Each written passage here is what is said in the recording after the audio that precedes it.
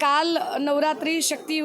महिमेचा उत्सव सुरू झालेला आहे आणि कालच्याच दिवशी पुण्यामध्ये धावत्या स्कूल बसमध्ये 2 मुलींवरचा दुष्कर्म आणि आज पुन्हा सकाळी एका तरुणीवरचा गँगरेप, बदलापूरनंतर तब्बल 12 ते 13 घटनांचं घडणं हे महिलांवरील वाढता लैंगिक अत्याचार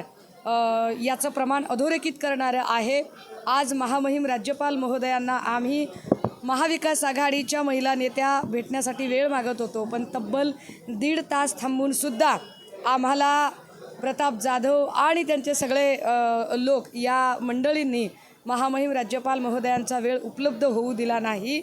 राज्यातल्या महिलांवरील लैंगिक अत्याचाराबद्दल हे सरकार अजिबात संवेदनशील नाही याचं पुन्हा एकदा प्रमाण आम्हाला मिळालं, कारण आम्ही फक्त आणि फक्त महिला लैंगिक अत्याचाराचं निवेदन देण्यासाठी ती वेळ मागत होतो, पण आज आम्हाला ती वेळ मिळाली नाही।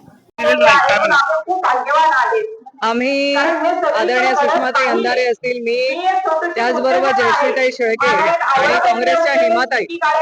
आम्ही 4 महिला तिथे राज्यपाल महोदयांना भेटायला गेल्यानंतर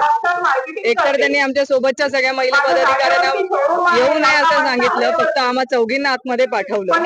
आणि त्याही नंतर 1.5 तास आम्हाला सलग थोड्या वेळात भेट घालून देतो, थोड्या वेळात भेट घालून देतो करत 1.5 तास वाट बघायला सांगितली। एकतर सुषमाताईंचं फ्लाईट आहे थोड्या वेळात आणि मलाही पुढे जायचंय। आम्ही त्यांना विनंती केली होती की आम्हाला फक्त 2 मिनिट भेट हवी आहे, ते पण महिला अत्याचाराच्या घटना आज महाराष्ट्रामध्ये वाढतायत,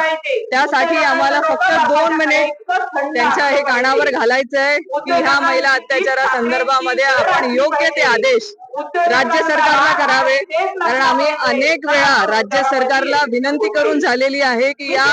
वाढत्या घटनांसाठी आपण योग्य ती कारवाई करावी, पण आम्हाला कुठलाही रिस्पॉन्स तिकडनं मिळाला नाही।